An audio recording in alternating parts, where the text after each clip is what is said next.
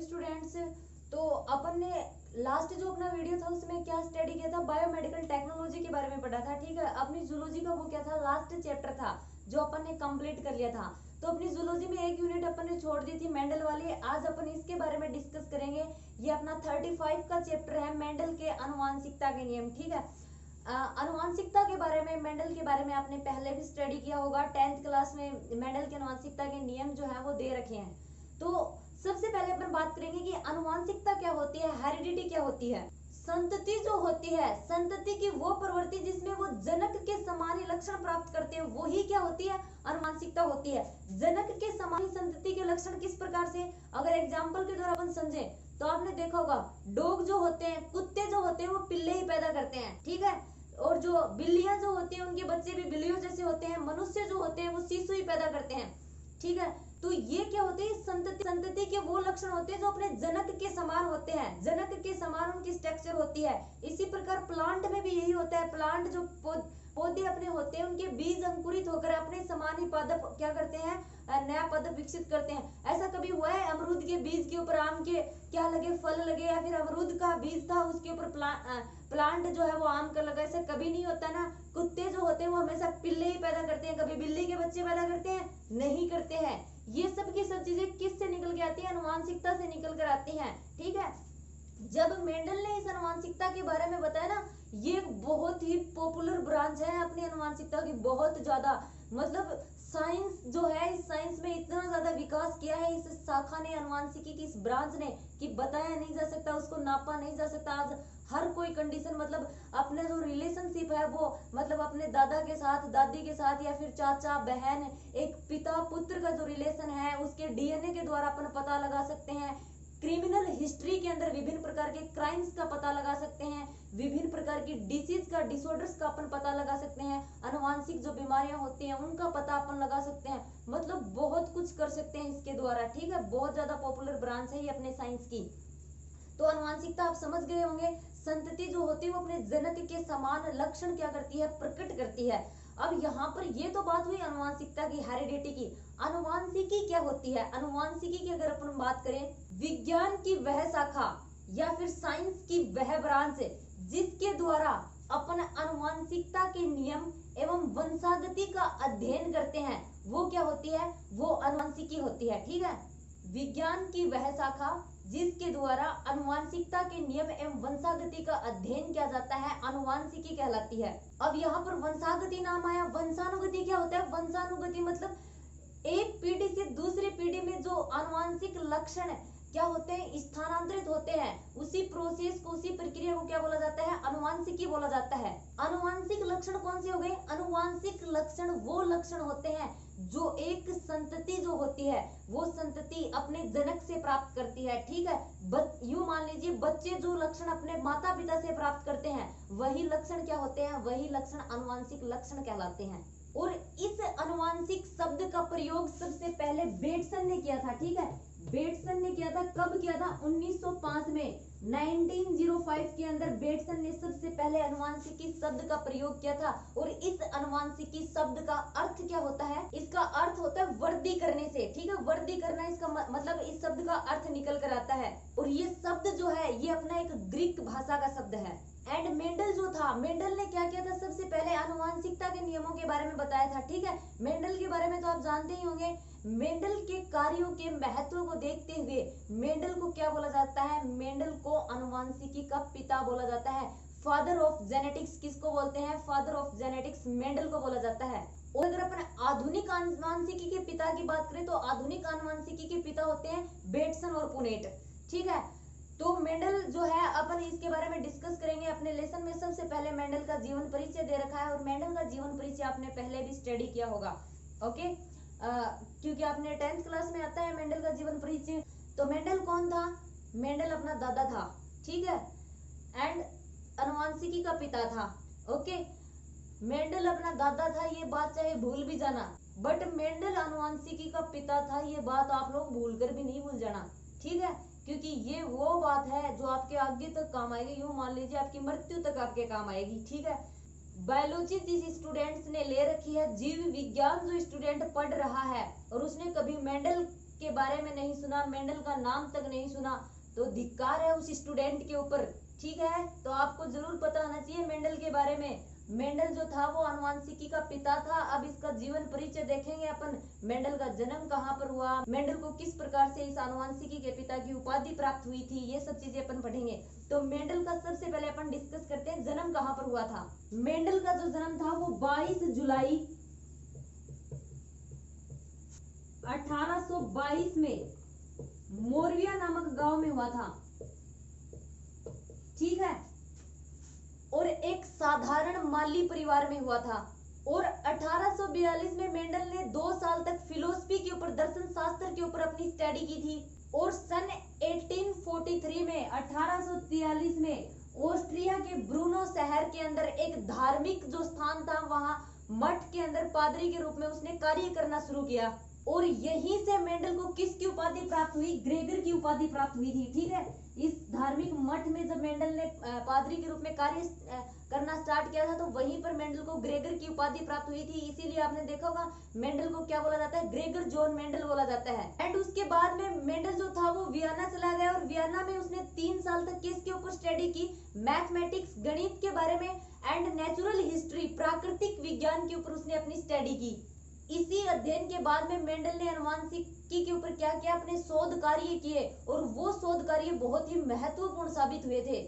और 1864 में 1864 में मेंडल जो थे वो वापस ब्रूना शहर लौट आए थे, और ब्रूना शहर में उन्होंने क्या किया, अध्यापन का कार्य करवाया था विश्वविद्यालय में। और इसी दौरान मेंडल ने 8 वर्षों तक क्या किया था, मटर के पौधों पर अपने प्रयोग किए थे, अपने एक्सपेरिमेंट किए थे पाइसम सैटाइवम के ऊपर। ठीक है, मटर का साइंटिफिक नेम क्या है, पाइसम सैटाइवम।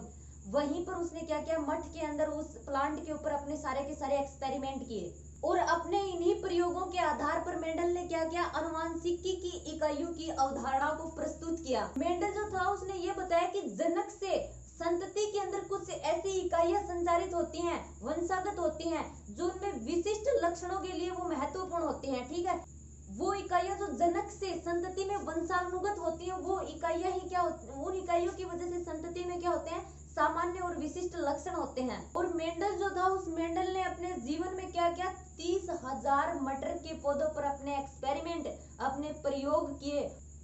फिर उन प्रयोगों से जो प्राप्त परिणाम थे, उन परिणामों को Bruna society of natural history के सामने 8 मार्च 1865 को प्रस्तुत किए थे। ठीक है, किसको, Bruna society of natural history को। उसने अपने जो एक्सपेरिमेंट किए थे मटर के प्लांट के ऊपर, उन मटर के प्लांट के ऊपर किए गए एक्सपेरिमेंटों से जो परिणाम प्राप्त हुआ, वो परिणाम उसने किसको दिए थे, Bruna society of natural history को दिए थे प्रकाशित करने के लिए। और फिर वो जो प्रयोगों के जो परिणाम थे वो 1866 के अंदर प्रकाशित भी हुए। किस नाम से, पादपों में संकरण के प्रयोगों के नाम से। ठीक है, 30,000 मटर के प्लांटों पर एक्सपेरिमेंट करना कोई छोटा मोटा काम नहीं होता। थाना और माने तो यहाँ कहते ना 2 प्लांट में पानी डाल लिया तो ही बोलो जोरा है ना भाई, मैं तो कौन डाल गया वहां। उसने 30,000 प्लांटों के पर अपना एक्सपेरिमेंट किया था, और फिर भी इतना दुर्भाग्यपूर्ण इंसान था वो अपनी जिंदगी में उसने वंशानुगति, आनुवांशिकी के इन सिद्धांतों के बारे में बताया था। उसको उस टाइम जब तक वो जिंदा था तब तक उसको इस चीज का कोई भी श्रेय प्राप्त नहीं हुआ। उसके बाद में उसकी मृत्यु के लगभग कई सालों बाद में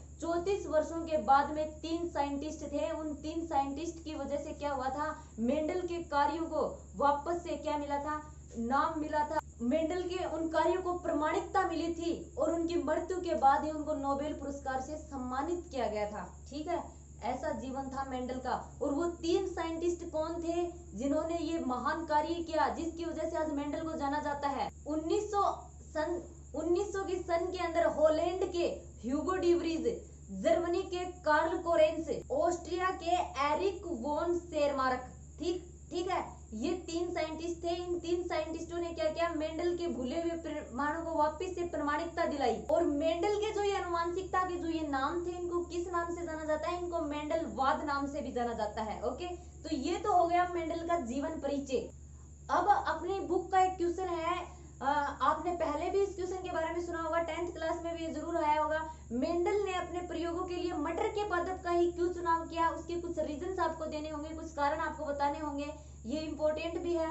ठीक है, तो क्यों किया था मेंडल ने, एक तो इसका जीवन काल छोटा होता है। ठीक है, लगभग 1 साल में इसका जीवन काल कंप्लीट हो जाता है। तो थोड़े से टाइम में अपन क्या कर सकते हैं, इसके पूरे के पूरे मतलब जीवन चक्र की लाइफ साइकिल की अपन स्टडी कर सकते हैं कि किस फेज में जो पाइसम सैटाइवम ये मटर का जो प्लांट होता है इसके अंदर कौन कौन से चेंजेस होते हैं, इन सब की पूरी स्टडी अपन कर सकते हैं। दूसरी चीज इसमें क्या है, इसमें पर परागण भी हो सकता है और स्वपरागण भी हो सकता है। ठीक है, दोनों प्रकार के परागण इसके अंदर हो सकते हैं। इस वजह से भी उसने क्या किया था, मटर के पादप का सिलेक्शन किया था। एंड तीसरी चीज क्या है, मटर का पादप जो है वो बहुत थोड़ी सी जगह घेरता है, गमले में भी अपन उसको लगा सकते हैं, ये भी एक फायदा था उसका। एंड अगर नेक्स्ट और इम्पोर्टेंट पॉइंट की अपन बात करें तो मटर का जो प्लांट है ना उसमें विपर्यासी लक्षण पाए जाते हैं, अलग अलग प्रकार के लक्षण पाए जाते हैं। तो उन अलग अलग प्रकार के लक्षण की अपन स्टडी कर सकते हैं।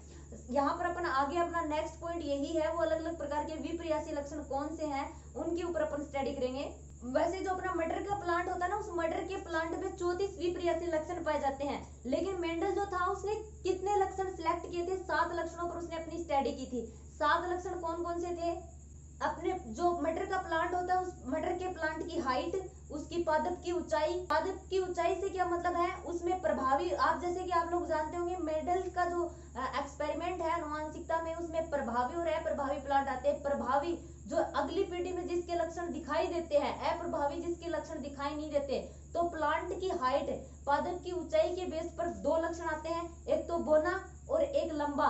तो बोने और लंबे में लंबा जो होता है वो प्रभावी लक्षण होता है और बोना जो होता है वो क्या होता है, अप्रभावी लक्षण होता है। ठीक है, F1 पीढ़ी में अपने जो लक्षण दिखाई देते हैं वो सारे के सारे प्लांट लंबे होते हैं, इसलिए अपना लंबा जो प्लांट होता है वो क्या होता है, प्रभावी लक्षण। तो एक तो अपना करेक्टर हो गया। तो उन 7 विपर्यासी लक्षणों की अगर अपन बात करें तो इस बेस पर एक तो अपना हो गया पादप की लंबाई, ठीक है, पादप की लंबाई, जिसमें अगर अपन प्रभावी और अप्रभावी लक्षणों की बात करें, पादप की लंबाई में प्रभावी अपना आता है, जो लंबा होता है वो प्रभावी होता है, लंबा प्लांट, और बोना जो होता है वो है प्रभावी होता है। आपने देखे होंगे लंबा जो होता है उसको कैपिटल टी से लिखा जाता है और बोना जो होता है उसको स्मॉल टी से। सेकंड आता है पुष्पों की स्थिति की, पुष्प किस प्रकार के होते हैं, पुष्पों की स्थिति, तो जिसमें अपना प्रभावी लक्षण होगा वो होगा कक्षीय, पुष्प कक्षीय होते हैं, और अप्रभावी शीर्षस्थ। अगर नेक्स्ट लक्षण अपन देखें फली का आकार, पाइसम सैटाइवम या फिर मटर का जो प्लांट होता है उस पर फली किस प्रकार की लगती है, वो भी एक उसका करेक्टर है। प्रभावी जो लक्षण होगा वो होगी फूली हुई फली लगती है। ठीक है, प्रभावी लक्षण में फूली हुई और अप्रभावी संकुचित। नेक्स्ट अगर अपन बात करें फली का रंग,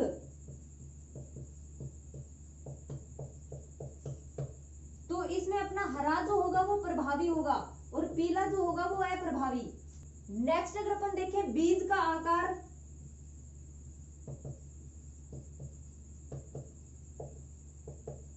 तो इसमें जो गोल बीज होते हैं ना, गोल बीज क्या होंगे, प्रभावी, और झुर्रीदार जो होंगे, रिंकल्ड जो अपने बीज होंगे वो क्या होंगे, अप्रभावी। नेक्स्ट अगर अपन देखें बीज कवच का रंग, बीज कवच का रंग, जिसमें धूसर रंग जो होगा वो प्रभावी होगा और सफेद रंग जो होगा वो अप्रभावी होगा। एंड लास्ट पॉइंट देखें अपन बीज पत्र का रंग, पीला रंग जो होगा बीज पत्र का वो प्रभावी और हरा जो होगा वो अप्रभावी। ठीक है, तो ये 7 जो अपने विपर्यासी लक्षण थे वो लक्षण थे जिस पर मेंडल ने क्या किया था, अपने एक्सपेरिमेंट किए थे, अपने प्रयोग किए थे। ठीक है, इन्हीं के बेस पर उसने अपने आनुवंशिकता के मेंडलवाद के जो नियम थे वो प्रस्तुत किए थे। ठीक है, तो स्टूडेंट्स आज अपन यहीं तक डिस्कस करेंगे। अपना जो नेक्स्ट वीडियो होगा उसमें अपन स्टडी करेंगे मेंडल के नियमों के बारे में।